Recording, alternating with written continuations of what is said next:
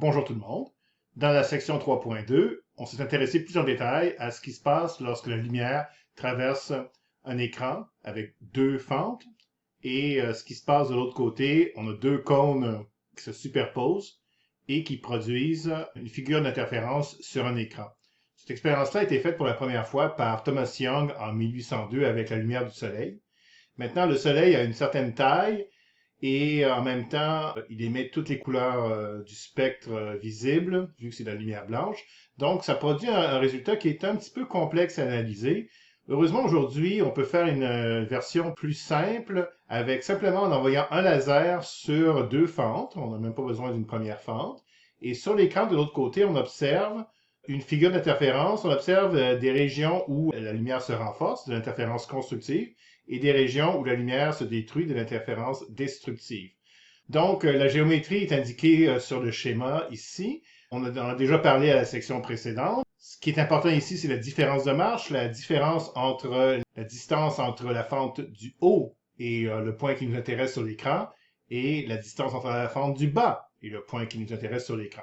À la section précédente, on a vu qu'on pouvait tout simplement utiliser le théorème de Pythagore pour calculer R1 et R2 et soustraire, mais c'est relativement long. Heureusement, il existe un raccourci qu'on peut prendre lorsque la distance entre l'écran et les fentes, grand L, est beaucoup plus grande que petit d, la distance entre les fentes.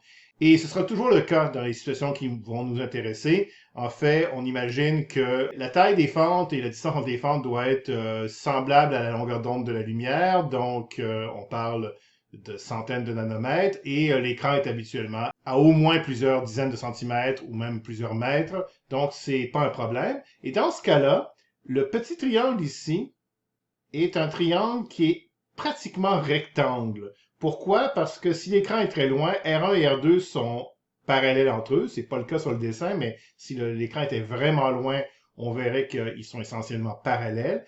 Et on se retrouve à avoir un triangle semblable. L'angle θ est le même que l'angle θ ici, parce qu'on a deux perpendiculaires. Ici, on a un angle droit. Ici aussi, on a un angle droit. Donc, c'est logique que l'angle ici soit le même que là. Et on se retrouve à pouvoir écrire, avec pratiquement un angle droit ici, que la différence de marche est égale à l'hypoténuse, petit d, fois le sinus de l'angle. Donc, delta égale d sin θ. Alors, vu que l'écran sera tout le temps loin par rapport à la distance entre les fentes, on pourra toujours utiliser cette approximation-là dans le chapitre.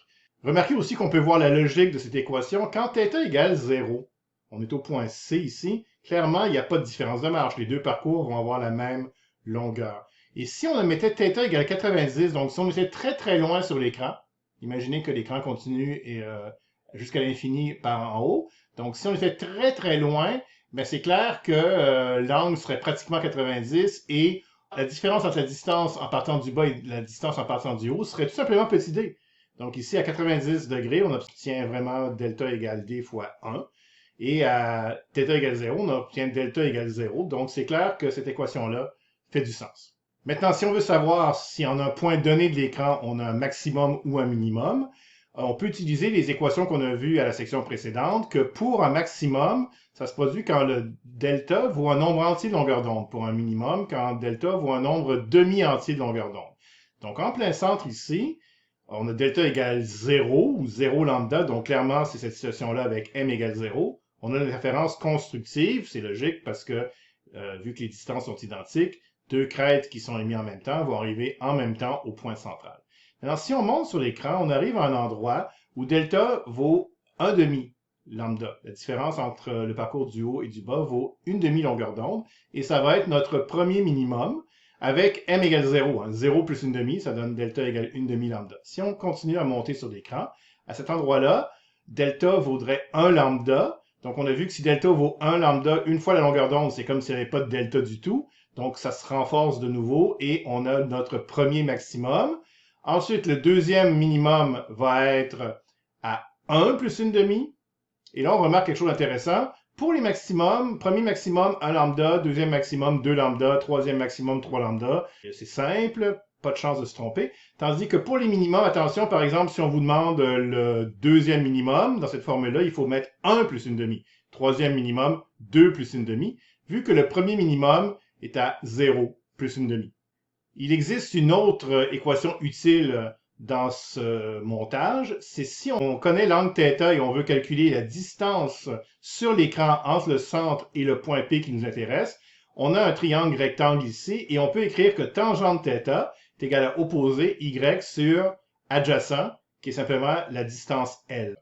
Dans cette équation-là, on a une tangente, mais dans l'équation pour le delta, on a un sinus. Alors, c'est un peu malheureux qu'on essaye de les combiner, sauf que, il y a quelque chose qui nous sauve ici. Dans une expérience de Young, pour des raisons qui vont être claires à la section 3.5, quand on va parler de la diffraction, les ondes qui sont visibles sur l'écran sont tout le temps très rapprochées du centre. C'est-à-dire que l'angle θ est tout le temps relativement petit, au maximum quelques degrés. Et quand l'angle θ est beaucoup plus petit que 1 radian, ce qui est le cas ici, quand c'est quelques degrés tout simplement, la tangente et le sinus sont à peu près égales.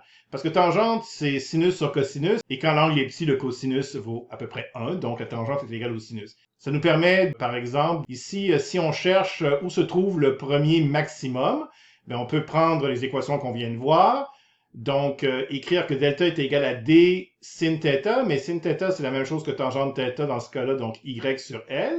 Et si on cherche par exemple le premier maximum, on sait que delta égale 1 lambda, donc on remplace delta par lambda et on isole y. Donc on obtient facilement l'équation sans avoir à d'abord isoler θ et ensuite le remplacer dans l'autre équation.